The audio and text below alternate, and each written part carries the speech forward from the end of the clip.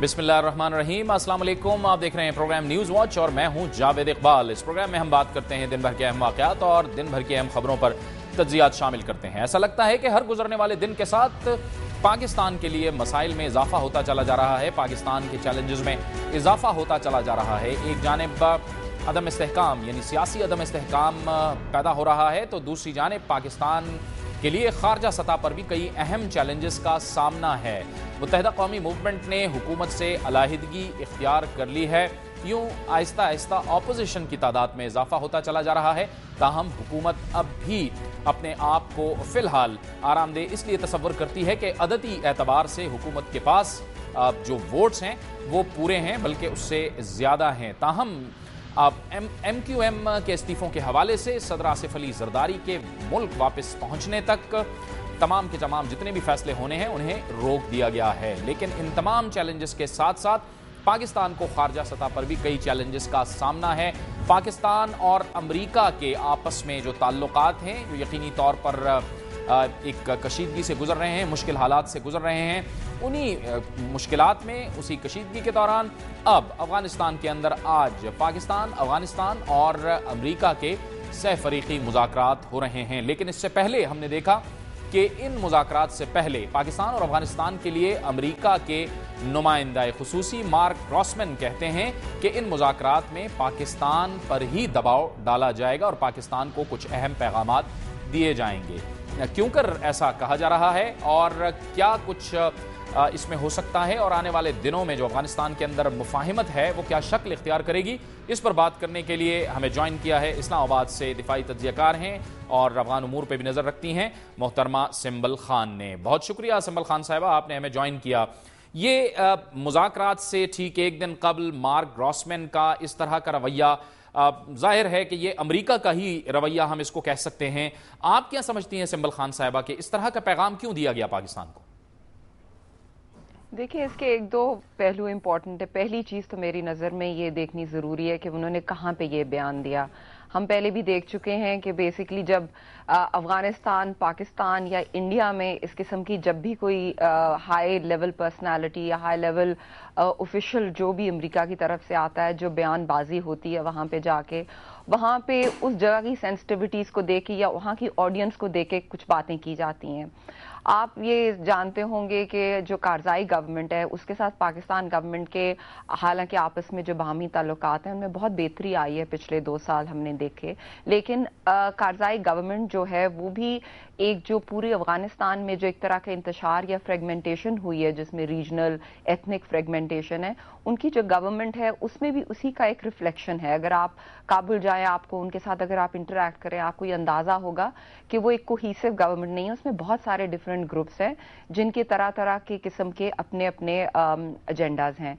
तो कारज़ाई गवर्नमेंट में और काबुल इटसेल्फ जो सिटी है उसमें एक तरह का बहुत एंटी पाकिस्तान किस्म का बहुत स्ट्रॉन्ग एलिमेंट है। वहाँ पे जब मार्क ग्रोसमैन और दूसरा एक और उनका एक जो पहलू है वो उनका एक एक्स्ट्रा नेशनलिज्म है। वहाँ पे अगर आप काबुल में जाके किसी तरह की भी बात करें उसमें पाकिस्तान का जिक्र आता है तो एक इमेच्योर किस्म का नेशनलिज्म सामने आता है जिसमें हर चीज़ में नेगेटिव निगाह से देखा जाता है पाकिस्तान की। तो कुछ तो मेरे ख्याल में जो मार्क ग्रोसमैन की ये स्टेटमेंट है हमें उसको उस तरफ से देखना चाहिए और उस कॉन्टेक्स्ट में देखना चाहिए कि वो एक तरह से जो लोकल ऑडियंस है उनको ये बताने की कोशिश कर रहे हैं कि ये जो भी हम मुज़ाकरात शुरू हैं तालिबान के वो अफगान लेड या US लेड हैं, इसमें पाकिस्तान का अमल दखल नहीं है। बिकॉज बहुत से जो नॉन पश्तून फैक्शंस हैं अफगानिस्तान में जो कारज़ाई गवर्नमेंट में भी शामिल हैं, उनका भी ये कहना है कि उनको इस किस्म की कोई पीस डील जो है वो मंजूर नहीं है जो पाकिस्तान लेड हो। तो ये उनका अपना कुछ नेशनलिज्म है। मेरे ख्याल में इस किस्म की जो उन्होंने बयान दिया है कुछ तो उस नज़र से इसको देखना चाहिए।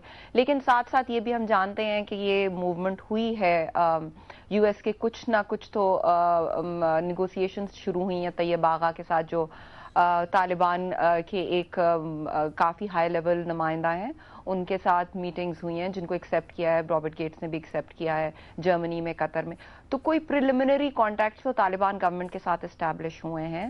اس میں پاکستان کو اتنے کوئی خاص اعتراضات تو نہیں ہیں ان کانٹیکٹس میں, بیکاز پاکستان نے خود ہی کہا ہے کہ ہم ہر چیز جو افغان لیڈ ہو اس کو ہم منظور کرتے ہیں, اور ہم چاہتے ہیں کہ افغان اور افغان حکومت اس میں خود پیش رفت کرے. اچھا, اب یہ جو جہاں پہ سنبل صاحبہ ہمارے تحفظات ہیں, ان کے لیے آپ کیا سمجھتی ہیں کہ کس طرح سے ان کو حل کیا جا سکتا ہے, کیونکہ وہاں پر ظاہر ہے جو دیگر اثرات ہیں ان کو بھی تو روکنا ہے جو ہمارے تحفظات ہیں.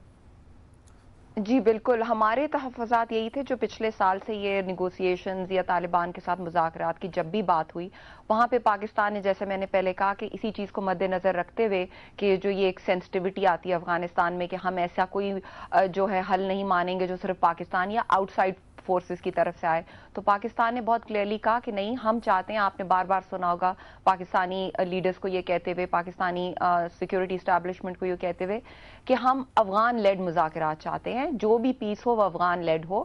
اس لیے ہم نے کلیئرلی کہا, لیکن اس کے ساتھ ساتھ ہم نے چند جو تھیں باٹم لائنز یا چند ہم نے گراؤنڈ رولز کی طرف بھی اشارہ کیا, اور ہم نے کافی طور پہ افغان گورنمنٹ کو بھی اور یو ایس جو ہمارے انٹرلوکیوٹرز ہیں ان کو یہ چند گراؤنڈ رولز کی طرف ہم نے بہت کلیئرلی کہا. ایک چیز جو بار بار ہم کہہ رہے ہیں کہ وہ مذاکرات انکلوسیو ہوں, اس کا یہ مراد اس سے یہ ہے کہ جتنے بھی طالبان گروپ ہیں ان کو سب کو یہ دعوت دی جائے کہ ان مذاکرات میں شامل ہوں. اس کے بعد اگر افغان گورنمنٹ اس کو لیڈ کرتی ہے یا یو ایس اس کو لیڈ کرتا ہے, پاکستان کے اتنے زیادہ ایسے تحفظ نہیں ہیں, لیکن وہ یہ جو شکل اختیار کریں اس سے پاکستان کے ڈیفینیٹلی تحفظات ہیں, کیونکہ ہم نہیں چاہتے کہ ایسے کسی گروپ کو باہر چھوڑ دیا جائے جو ہمارے آگے جا کے پاکستان کے لیے سیکیورٹی پرابلمز پیدا کرے. یہ طیب آغا سے تو جیسے آپ نے بھی فرمایا اور یہ اطلاعات بھی ہیں کہ رابطے ہیں اور امریکی حکام بھی اس کی تصدیق کرتے ہیں, لیکن آپ کو لگتا ہے, کیونکہ ایک طرف سے یہ میسج بھی آتا ہے کہ طالبان کہتے ہیں کہ جب تک وہ صرف افغان حکومت سے بات کریں گے یا پھر جب تک غیر ملکی افواج نہیں جاتی تو وہ بات نہیں کریں گے, تو آپ کو لگ رہا ہے کہ یہ اب سلسلہ بڑھتا چلا جا رہا ہے؟ دیکھیں, دونوں طرف سے کنڈیشنالٹیز تھیں شروع سے, تو ہم نے جو دیکھا تھا ایون یو ایس کی طرف سے چند کنڈیشنالٹیز تھیں کہ طالبان اناؤنس کریں کہ وہ القاعدہ سے بالکل جدا ہیں اور وہ ٹیررزم میں ساتھ نہیں ہے, اور دوسرا وہ سویلین یا جو افغان گورنمنٹ کو اٹیک نہیں کریں گے, دوسرا وہ اپنے آپ کو ڈسکام کریں گے, اس سے پہلے مذاکرات نہیں ہو سکتے. اور طالبان کی طرف سے کنڈیشنالٹی تھی کہ جب تک پوری فورسز یہاں سے افغانستان سے نہیں نکل جاتی کولیشن فورسز, وہ تب تک کسی طور پہ مذاکرات میں شامل نہیں ہوں گے. لیکن آئی تھنک جیسے آپ جانتے ہیں کہ جب بھی نیگوسیشنز شروع ہوتی ہیں اس میں کچھ نہ کچھ تو گیو اینڈ ٹیک ہوتا ہے, اور کچھ انڈیکیشنز ہمیں پچھلے سال سے آنا شروع ہو گئی تھیں کہ دونوں نے اپنی پوزیشن سافٹ کرنی شروع کی ہیں.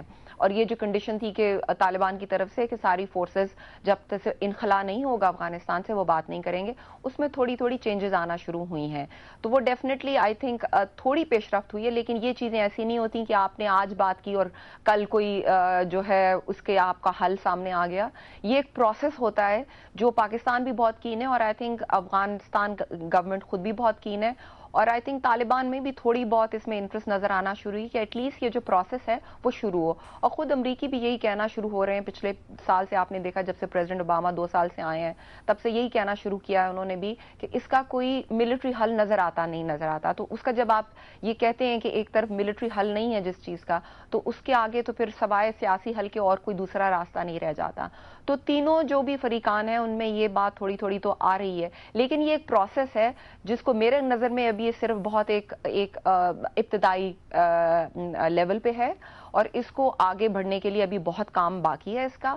اور جو آپ یہ ہم نیکسٹ ایئر جو شروع جس کا ہم نے دیکھا ہے فرام جون 2011 یا سے آپ اگر اگلے سال تک دیکھیں گے نومبر 2012 تک, جس میں ایک الیکشن ایئر ہے, یو ایس کے لیے ایک الیکشن ایئر ہے, میری نظر میں اس پروسیس میں ہم بہت زیادہ بڑھاؤ یا اس میں ہم آگے جو ہے پروگریس نہیں دیکھیں گے جب تک یہ امریکی الیکشنز نہ ہو جائیں, because I think Obama government it self جو ہوگی وہ کنسٹرین ہوگی, بہت بڑا گیم چینج نہیں اس وقت کر سکتی, بیکاز انہوں نے اپنے بہت سارے اپنے لوکل کنسٹیچوئنٹس یا جو امریکہ پبلک ہے یا جو ان کی اپوزیشن ریپبلکن پارٹیز ہیں ان کو وہ ایسا کوئی وہ نہیں دینا چاہتے, ایسا کوئی ایکسکیوز نہیں دینا چاہتے جس پہ ان کے الیکشن ریزلٹس پہ اس کا اثر آئے. بہت بہت شکریہ سنبل خان صاحبہ, ہمیں हमसे गुफ्तगू कर रही थी और उनका कहना था कि अमेरिकी इलेक्शंस तक हमें नहीं लग रहा कि कोई बहुत ज़्यादा या कोई बड़ी तब्दीलियां आएंगी। ये तो थी अमेरिकी इलेक्शन और अफगानिस्तान में होने वाले सहफरीकी मुज़ाकरात के हवाले से, लेकिन पाकिस्तान के अंदर खुसूसी तौर पर आज़ाद कश्मीर में जो इलेक्शंस हुए हैं उन्होंने बराह रास्त असर डाला है पाकिस्तान की सियासत पर। मुत्तहिदा कौमी मूवमेंट हुकूमत से अलग हो गई है और अपोजिशन बेंचों में चली गई है। राब्ते हुए हैं मुस्लिम लीग काफ के सदर, मुस्लिम लीग काफ के सरबराह जनाब चौधरी शुजात हुसैन के मुत्तहिदा के कायद अल्ताफ हुसैन से क्या राब्ते हुए हैं और क्या बात बन पाएगी, इसी पर हम बात करेंगे और ब्रेक के बाद हमारे साथ होंगे चौधरी शुजात हुसैन।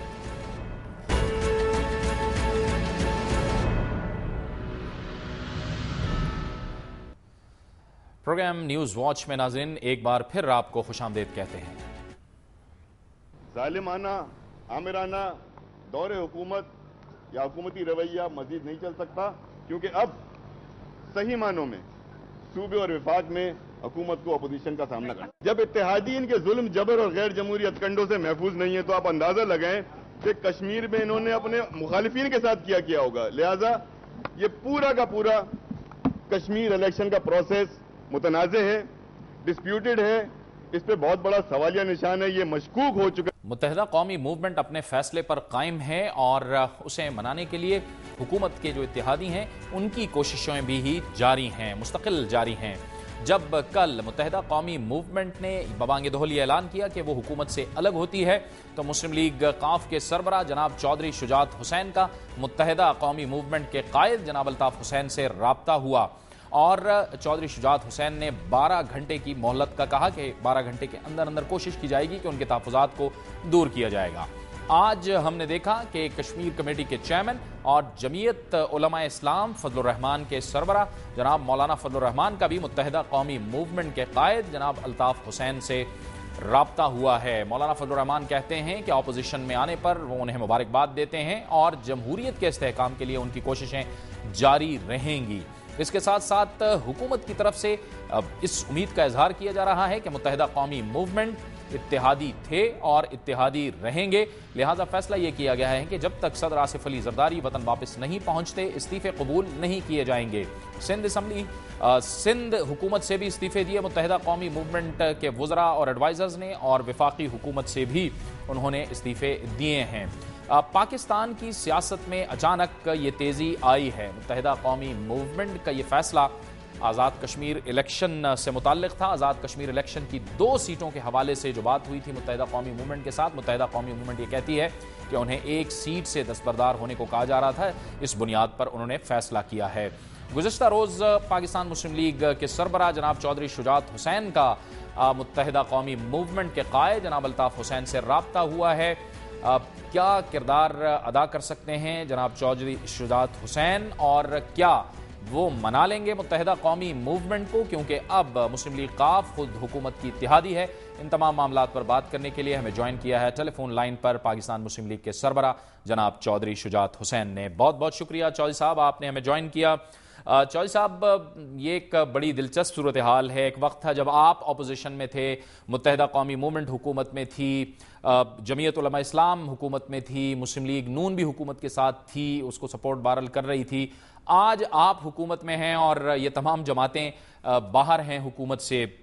आपको क्या लग रहा है कि इससे अपोजिशन मजबूत हुई है और हुकूमत कमजोर हुई है?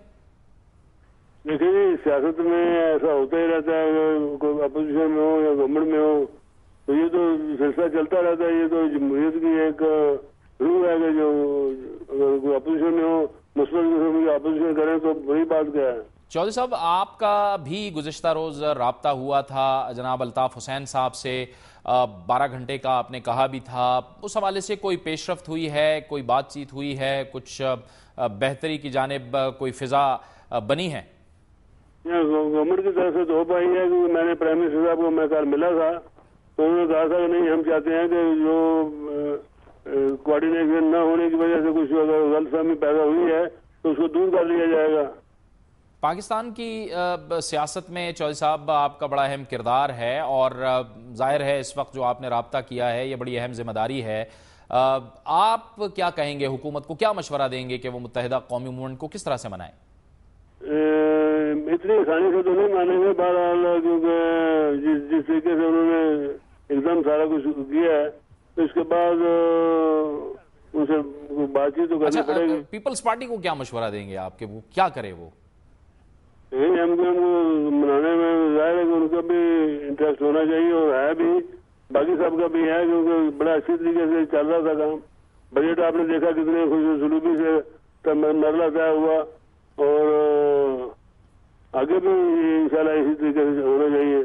अच्छा, इसमें चौधरी साहब हम देख रहे हैं कि जमीयत उलमा इस्लाम भी ऑपोजिशन में है, मुस्लिम लीग नून भी ऑपोजिशन में है, मुत्तहिदा कौमी मूवमेंट भी ऑपोजिशन में है। मुत्तहिदा कौमी मूवमेंट तो चलें अभी ऑपोजिशन में गई है। फिलहाल तो हम देख रहे हैं कि रास्ते जुदा जुदा हैं। आज मुस्लिम लीग नून का इजलास भी हुआ है जिसमें फैसला किया गया है कि वो जो मुत्तहिदा कौमी मूवमेंट के हवाले से तेज़ोतुन बयानात उन्होंने पिछले दिनों दिए थे, उस तरह के कोई बयानात न दें। आपको लग रहा है कि ये जमातें जो इस वक्त तो अलग अलग हैं, लेकिन आगे चल के ये इकट्ठी हो सकती हैं और कोई मुत्तहिदा ऑपोजिशन बन सकती है? उसका ये JUI हो या एमक्यूएम हो, ये मुस्बत किस्म की अपोजिशन, अगर अपोजिशन में रहेंगे और करेंगे तो मुस्बत किस्म की अपोजिशन करेंगे, नून की तरह नहीं करेंगे जिस तरीके से वो कर रहे हैं। वो तो कहते हैं ना, मैं ना मानूं और बस, क्योंकि वो किसी एक फौजी के खिलाफ है तो सारी फौज को लपेट लिया। अच्छा चौधरी साहब, ये जो आज़ाद कश्मीर में इंतखाबात हुए हैं और हम अपने सियासी तनाज़ात को वहाँ लेकर गए हैं और वहाँ पे हमने ज़ाहिर है हमने देखा कि बड़ी पुरज़ोर तकरीरें हुई। आपको क्या लगता है कि जब हमने उसको सियासी अखाड़ा बनाया आज़ाद कश्मीर को, उससे हमें फ़ायदा हुआ, नुकसान हुआ? कश्मीर कॉज को नुकसान पहुँचा, फ़ायदा हुआ, क्या हुआ? अगर आप मेरी जाती राय अगर आप राय पूछे तो ये जो कुछ कश्मीर के जो कॉज है उसको धचका जरूर लगे। अगर इसको आगे बढ़ाते गए ना तो फिर धचका लगेगा, क्योंकि उनको इंडिपेंडेंट वो अपना काम कर रहे हैं, करने देना चाहिए, और इस तरीके का सियासी खाड़ा जो है ना वहाँ नहीं बनना चाहिए। किसने बनाया? ये मियाँ साहब ने उसको कश्मीर को सियासी खाड़ा बना दिया। और यकीनी तौर पर इसका बराह रास्त असर तो कश्मीर पर ही पड़ेगा, क्योंकि एक तरफ आज़ाद जम्मू कश्मीर है, दूसरी तरफ मकबूजा कश्मीर है। बिल्कुल पड़ता है होना नहीं चाहिए। जो कुछ हो, मैं इसके ज़ाती तौर के ऊपर इसके हक में नहीं हूँ। तभी तो आपको पता है, हमने तो जमात वहाँ नहीं बनाई। हम तो अपनी जमात रजिस्टर करा सकते थे, लेकिन हमने नहीं कराई। हम एक आज़ाद सीट के ऊपर लड़े थे गुजरात से, वहाँ से हम अल्लाह के फजल से जीते हैं। चौधरी साहब, एक आखिरी सवाल, जमहूरियत को कोई ख़तरा नहीं है? जमहूरियत इसी तरह चलती रहेगी, कोई ख़तरा तो नहीं महसूस कर रहे आप? इंशाअल्लाह चलेगी। बहुत बहुत शुक्रिया, बहुत बहुत शुक्रिया चौधरी शुजात हुसैन साहब आपका। पाकिस्तान मुस्लिम लीग के सरबराह जनाब चौधरी शुजात हुसैन हमसे गुफ्तगू कर रहे थे और उनका ये कहना था कि जमहूरियत के हवाले से वो बिल्कुल पुरुमीद हैं कि ऐसा पाकिस्तान में जमहूरियत को किसी किस्म का कोई ख़तरा नहीं है। अहम सियासी पेशरफ्तें हो रही हैं और हुकूमत के इत्तेहादी भी ये चाहते हैं कि मुत्तहिदा कौमी मूवमेंट वापस हुकूमत में आए। इस हवाले से दुनिया न्यूज़ के नुमाइंदे शाकिर सोलंकी ने एक रिपोर्ट तैयार की है। क्या कोशिशें हो रही हैं, आइए आपको इस रिपोर्ट में दिखाते हैं। कराची में टारगेट किलिंग का मामला हो या अमन कमेटी का क़याम, साबिक वजीर दाखिला जुल्फकार मिर्जा के बयानात हो या पेट्रोलियम मसनूआत की कीमतों में इजाफा, सवात में शरई अदालतों का क़याम और निज़ाम अदल रेगुलेशन का निफाज हो या मुल्क में GST के निफाज का मामला, MQM का हुकूमत से वक्ती तौर पर अलग हो जाना या अलहदगी की धमकियां देना एक रवायत बन गई है। इस बार MQM ने सिंध में आज़ाद कश्मीर के हलकों पर इंतखाबात मुलतवी करने को अलहदगी की बुनियादी वजह करार दी है। रूठते भी रहे, जाते भी रहे, फिर मनाते भी रहे और काम चलता रहा। यहाँ तक कि जुल्फकार मिर्जा साहब के सिलसिले में एक बात हुई तो उसमें उसको उनकी वजह से कहा कि चलो जी हम अपने हालात ख़राब नहीं करते, हम आपस में अगर जुल्फकार मिर्जा से आपकी नाराज़गी तो उनको छुट्टी पे भेज दिया। अगर किसी वजह से इलेक्शन डिले हुआ है तो कोई रीज़न होगा, क्योंकि इलेक्शन कमीशन इस वक्त आज़ाद है और उस आज़ाद इलेक्शन कमीशन जो आपने देखा है वो मेरे ख्याल में हुकूमत की उसमें नहीं आती है। तो मेरे ये ख्याल कहना, अगर आप हुकूमत के साथ जाना नहीं चाहते तो उस वक्त बजा के ये बात करने से पहले मुस्तफ़ी होना चाहिए। शायद MQM की पॉलिसियों का ही नतीजा था जो आसिफ अली जरदारी को मुस्लिम लीग काफ के साथ इत्तेहाद करना पड़ा। आज तक तो पीपल्स पार्टी की क़यादत MQM को मनाने के लिए जुल्फकार मिर्जा की वजारत समेत हर किस्म की कुर्बानी देती रही है, लेकिन क्या मुस्लिम लीग काफ के साथ इत्तेहाद होने के बाद अब भी पीपल्स पार्टी MQM को मनाने के लिए माजी की तरह चिल्ले काटेगी? लाइज होते हैं, उनमें बाज़ दफ़ा गलतफहमियाँ पैदा हो जाती हैं, फिर गलतफहमियाँ दूर भी हो जाती हैं। तो इसलिए जो है ये इस वक्त की उनकी नाराज़गी जो है उसके बारे में हम उनसे राब्ता कर रहे हैं। हमारे जो मुतल्लिका लोग हैं वो उनसे बात कर रहे हैं। एमक्यूएम का हुकूमत से अलहदा होना रिवायत जरूर है, ताहम एमक्यूएम गवर्नरशिप से पहली मर्तबा अलहदा हुई है। मुस्लिम लीग काफ के साथ इत्तेहाद के बाद पीपल्स पार्टी की हुकूमत की एमक्यूएम के हवाले से आइंदा की क्या पॉलिसी होगी, इसका फैसला भी आने वाले दिनों में हो जाएगा। शाकिर सोलंगी, दुनिया न्यूज, इस्लामाबाद। रिपोर्ट आपने देखी। और अब कश्मीर कॉज और कश्मीर की भारी जिम्मेदारी आयद होती है पीपल्स पार्टी पे, क्योंकि पीपल्स पार्टी ने कामयाबी हासिल की है। क्या हिकमत अमली हो सकती है और कश्मीर के दूसरी पार मकबूजा कश्मीर में इस हवाले से क्या सोचा जाता है, इस पर हम बात करेंगे ब्रेक के बाद। और हमारे साथ होंगे बैरिस्टर सुल्तान महमूद चौधरी और हिजबुल मुजाहिदीन के अमीर सैयद सलाहुद्दीन, एक ब्रेक के बाद।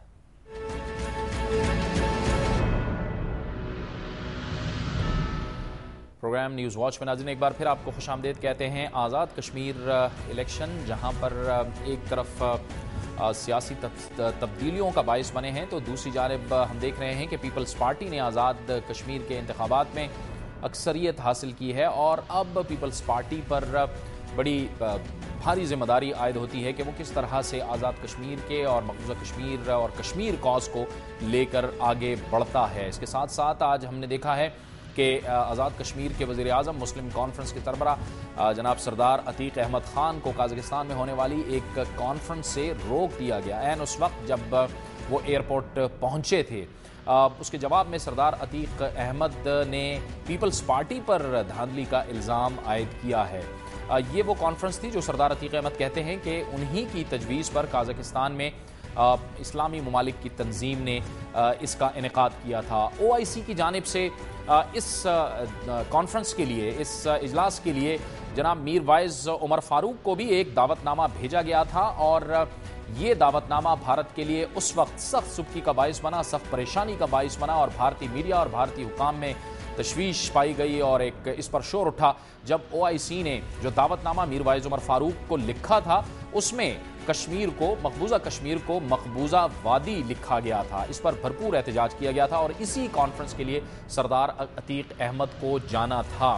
क्या वजूहात थीं और क्यों उन्हें रोका गया, ये तो हम आपको बाद में बताएंगे। लेकिन जो पीपल्स पार्टी ने अब कामयाबी हासिल की है आज़ाद कश्मीर के इंतखाबात में, वो कश्मीर कॉज को कैसे लेकर चलेगी, इस पर बात करने के लिए हमें ज्वाइन किया है आज़ाद कश्मीर के पीपल्स पार्टी के रहनुमा जनाब बैरिस्टर सुल्तान महमूद चौधरी ने। बहुत शुक्रिया बैरिस्टर साहब। कश्मीर में जो कुछ हुआ है इसका बरह रास्त असर हमने पाकिस्तानी सियासत में भी देखा है, इस पर आपका तबसरा चाहेंगे पहले तो।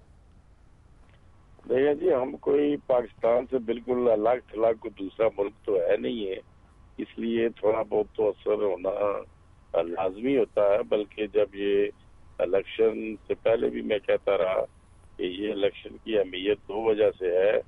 एक वजह तो ये है कि मकबूजा कश्मीर में रियासती तहरीक चल रही है और जो भी यहाँ आइंदा हुकूमत बनेगी उसने मसला कश्मीर को बैन अवी फोरम पे उठाना है। और दूसरा मेरा यही ख्याल था कि इन इलेक्शन के बाद पाकिस्तान के जो इंतखाबात हैं उनका भी दौर दौरा शुरू हो जाएगा, तो उस लिहाज से भी ये इलेक्शन अहमियत के हामिल हैं कि इनका असर, और एक लिहाज से ये इलेक्शन इंडिकेटर होंगे पाकिस्तान के इलेक्शन के लिए।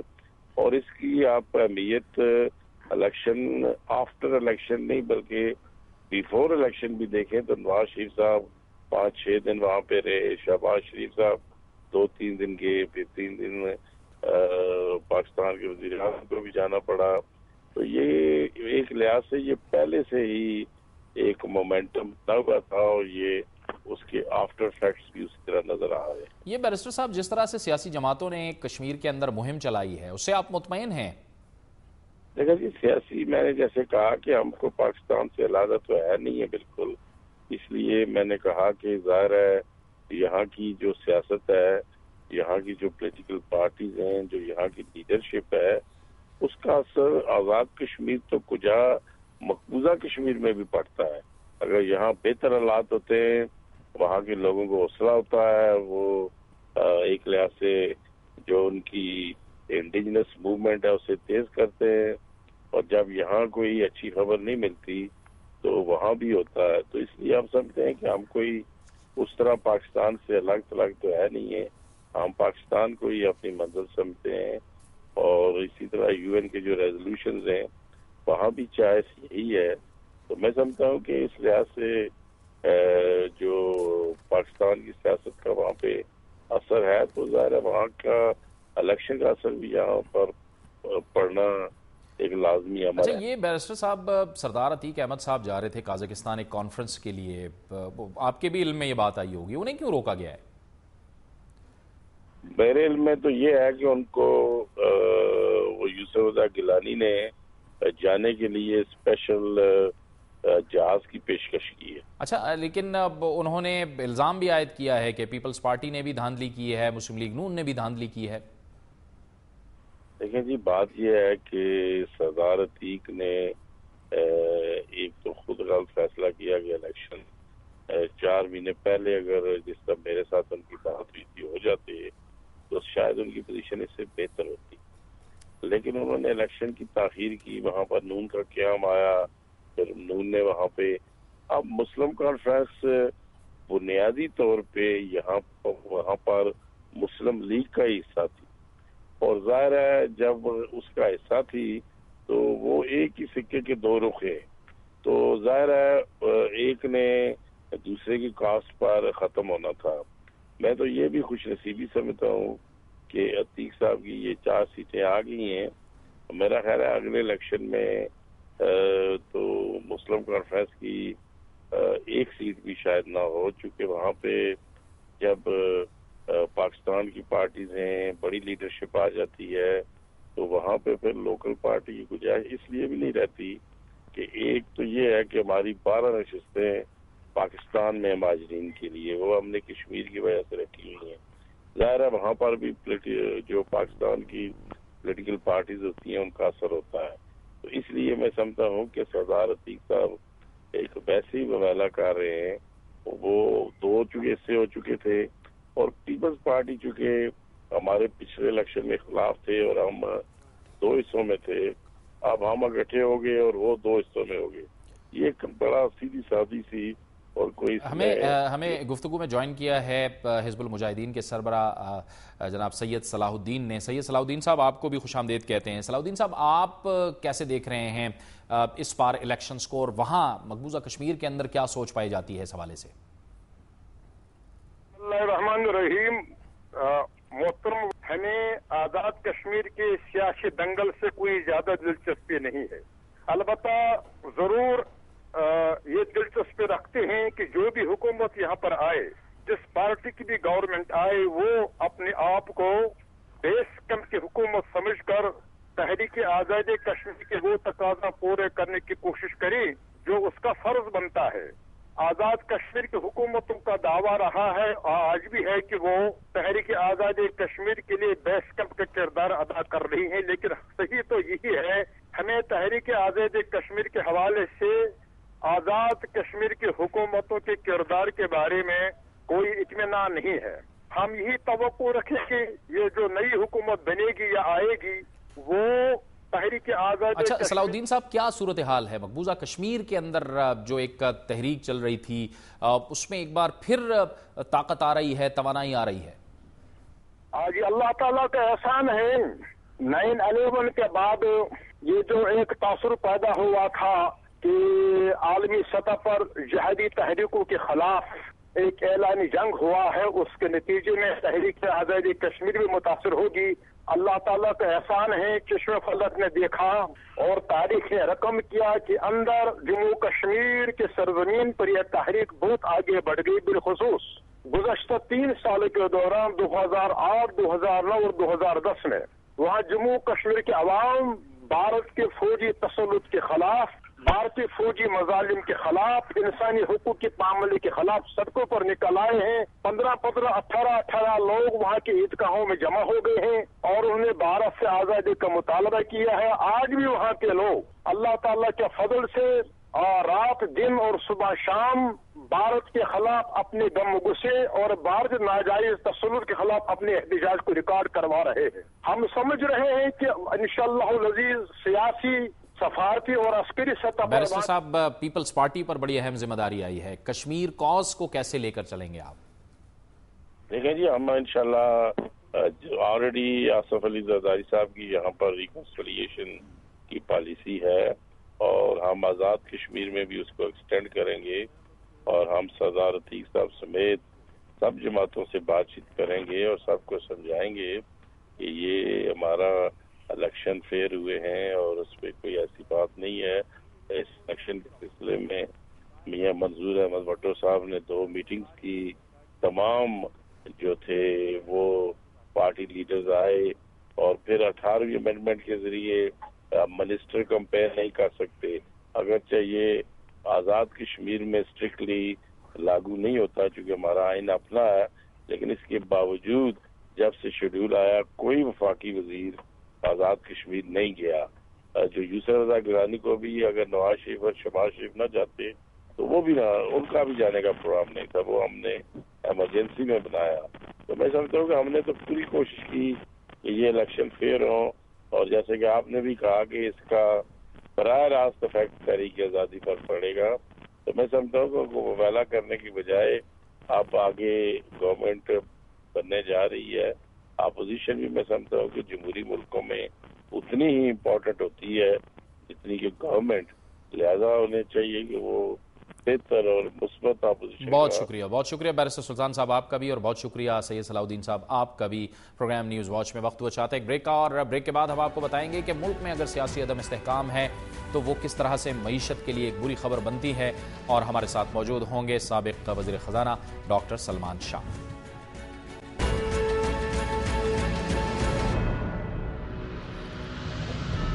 پروگرام نیوز واچ میں ناظرین ایک بار پھر آپ کو خوش آمدید کہتے ہیں. سیاسی عدم استحکام ملک کی معیشت کے لیے کس قدر تشویشناک اور بری خبر ہے، اسی پر بات کرنے کے لیے ہمیں جوائن کیا ہے لاہور سے سابق وزیر خزانہ جناب ڈاکٹر سلمان شاہ نے. بہت شکریہ ڈاکٹر صاحب. آپ فرمائیے گا، ظاہر ہے کہ خارجی سطح پر تو ہمیں کئی اہم چیلنجز کا سامنا ہے، لیکن پاکستان کی معیشت بھی ظاہر ہے کہ اس وقت اس طرح سے نہیں ہے جس طرح سے ہونی چاہیے تھی، کمزور معیشت ہے. اس میں سیاسی عدم استحکام اگر ہوتا ہے تو یہ کس قدر بری خبر ہے معیشت کے لیے؟ دیکھیں، بات یہ ہے کہ کراچی جو ہے وہ پاکستان کا کمرشل سینٹر ہے، پاکستان کا فائنینشل سینٹر ہے، پاکستان کی علامت ہے. اور کراچی میں جب ڈسرپشن ہوتی ہے، رائٹنگ ہوتی ہے، یا ٹارگٹ کلنگ ہوتی ہے، یا وائلنس ہوتا ہے، تو پورے پاکستان کی اکانومی پہ اس کا ایک جس طرح سے کولڈ شاور ہے وہ ہوتا ہے، اور یہ اکانومی بری طرح متاثر ہوتی ہے. کراچی میں وائلنس اور انسٹیبلٹی فاٹا کی وائلنس سے زیادہ خطرناک ہے پاکستان کے لیے. سو اس لیے بڑا ضروری ہے کہ کراچی میں امن ہونا چاہیے، کراچی میں اسٹیبلٹی ہونی چاہیے، اور کراچی کو ہم ایز اے کمرشل سینٹر اور فائنینشل سینٹر اس کو اسٹیبلٹی دیں، کیونکہ جب یہ کراچی میں اکنامک گروتھ ہوگی، پورے پاکستان میں اکنامک گروتھ ہوگی، اور کراچی کی گروتھ سے کراچی کے ہر طبقے اور ہر شہری کو فائدہ ہوگا. سو آئی تھنک کہ یہ جو ڈیولپمنٹ ابھی ہوئی ہے یہ بڑی خطرناک ڈیولپمنٹ ہے، اور آلریڈی کراچی میں بڑی ٹینشن تھی، اور اب اس ٹینشن میں فردر اضافہ ہوگا. اور یہ میرا خیال ہے کہ تمام حکمران پارٹیز جو ہیں، اور جس میں ایم کیو ایم بھی شامل تھا کل تک، یہ تمام کی تمام کا فرض بنتا ہے کہ کراچی کو امن کا گہوارہ بنائیں، اور پاکستان کی عوام بالکل زیرو ٹالرنس شو کرے اس قسم کی ڈسرپشن کی کراچی میں. اگر یہ نہیں ہوتا تو میں یہ بھی کہوں گا کہ ہمیں ایز اے نیشن اور ہماری جوڈیشری کو، ہمارے دوسرے جو انسٹیٹیوشنز ہیں، ان کو اس کا نوٹس لینا چاہیے، اور اس کو فردر ایگریویشن نہیں ہونی چاہیے، اور ہمیں واپس کراچی جو ایک ڈائنامک شہر ہے جس میں اکنامک ایکٹیویٹی جو ہے وہ 24 گھنٹے چلے، جہاں پہ سیفٹی ہو سڑکوں پہ، یہ کراچی چاہیے. ہمیں کراچی مافیا کا، ہمیں کراچی نہیں چاہیے. اچھا ڈاکٹر صاحب، اس میں جو اقتصادی مینیجرز ہیں ان کو کیسے معاملات کو لے کے چلنا ہوگا؟ کیونکہ ہم دیکھ رہے ہیں سرمایہ کاری بھی نہیں ہو رہی. جب سرمایہ کاری نہیں ہوتی تو ظاہر ہے روزگار کے مواقع بھی کم ہوتے ہیں. تو اس فرنٹ پہ بھی یعنی اندرونی طور پر اس حوالے سے بھی ہم بہت کمزور پوزیشن پہ ہیں. دیکھیں، ابھی کل آج بلکہ اخبار میں آیا کہ پاکستان کا جو بانڈ ایشو ہونا تھا وہ نہیں ایشو ہو سکا، کیونکہ انٹرنیشنل انویسٹرز نے اس کو ایکسیپٹ نہیں کیا، اور پاکستان میں انویسٹمنٹ کرنے سے کترائے ہیں، اور یہ ایک پاکستان کے لیے بہت بڑا المیہ ہے، کیونکہ پاکستان کی جتنی بھی آپ اکنامک انڈیکیٹرز دیکھیں جس میں اکنامک گروتھ 2-2.5% پہ آ چکی ہے، جس میں آپ کا قرضے جو ہیں وہ بڑھتے چلے جا رہے ہیں، اسٹیگنیشن ہے، انفلیشن ہے، تو ان ساروں کی جو جڑ ہے وہ انویسٹمنٹ ہے۔ انویسٹمنٹ کا فقدان جو ہے وہ پاکستان کی اکانومی کو نیچے سے نیچے لے کے جا رہا ہے، اور اگر انویسٹمنٹ نہیں آئے گی، اور یہ جو ہمارا بانڈ کا جو ہم نے انٹرنیشنل بانڈ جاری کرنا تھا وہ جب نہیں ہوگا تو دوسرے انویسٹرز بھی اس کا مطلب ہے پاکستان میں آنے کے لیے تیار نہیں ہوں گے، اور پاکستان کے اپنے انویسٹرز جو ہیں وہ بھی سائیڈ لائن پہ بیٹھے ہیں۔ اور اس وقت ہمیں چاہیے کہ ہم پولیٹیکلی ایک سنگل پوائنٹ ایجنڈا بنائیں جو کہ اکنامک ایجنڈا ہو، جس میں اپوزیشن، گورنمنٹ اور تمام جو ہماری سوسائٹی کے پلرز ہیں وہ اس میں اپنی انپٹ دیں اور پاکستان کی اکانومی کو چلائیں۔ دیکھیں اگر اقتصادی طور پہ آپ مضبوط ہوں گے تو آپ پولیٹیکلی بھی مضبوط ہوں گے۔ ڈاکٹر صاحب آج ایک اور بڑی تشویشناک خبر دی ہے چیئرمین وابڈا نے، وہ کہتے ہیں کہ 2018 تک یعنی 7 سال تک تو یہ لوڈ شیڈنگ ختم نہیں ہو سکتی، یہ اندھیروں کو اپنی قسمت سمجھ کے ہم بیٹھ جائیں، بجلی پیدا نہیں کر سکتے، ہمارے پاس کوئی کیپیسٹی نہیں ہے، یا پھر موجود ہیں ہم اتنی کیپیسٹی تو پیدا کر سکتے ہیں، اتنی بجلی تو پیدا کر سکتے ہیں کہ ملکی ضروریات کے مطابق تو اس کو پوری کر سکیں ہم؟ دیکھیں اگر آپ مس مینج کرتے رہیں گے تو آپ بالکل نہیں نکلیں گے، کیونکہ یہ کوئی کیپیسٹی کا ایشو نہیں ہے۔ ہمارے پاس 20,000 میگا واٹ کی بجلی بنانے کی قابلیت ہے، لیکن ہم 13-14 سے زیادہ نہیں بنا پاتے، یا ہمارے پاس پیسہ نہیں ہوتا، یا ہمارے پاس تیل نہیں ہوتا، یا ہمارے جو جنریٹرز ہیں وہ خراب ہوئے ہیں، ان کو ہم ٹھیک نہیں کر پا رہے۔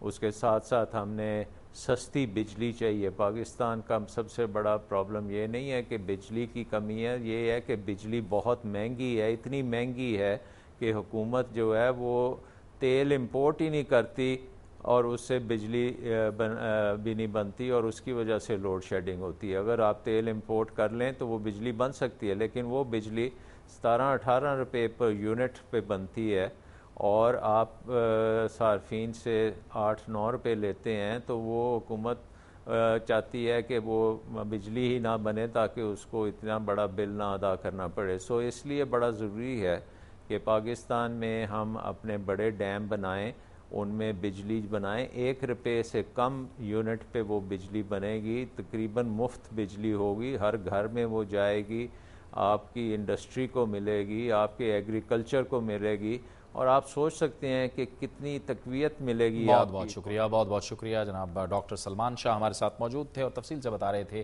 کہ پہلے سے ہی کمزور معیشت کے لیے سیاسی عدم استحکام بھی انتہائی بری خبر ہے۔ یہ تھا ہمارا آج کا پروگرام۔ اگر آپ کوئی رائے یا فیڈ بیک دینا چاہتے ہیں تو ہمیں لکھیے، ہمارا ای میل ایڈریس ہے nw@duniatv.tv۔ پروگرام نیوز واچ سے جاوید اقبال کو اجازت دیجیے، اللہ حافظ۔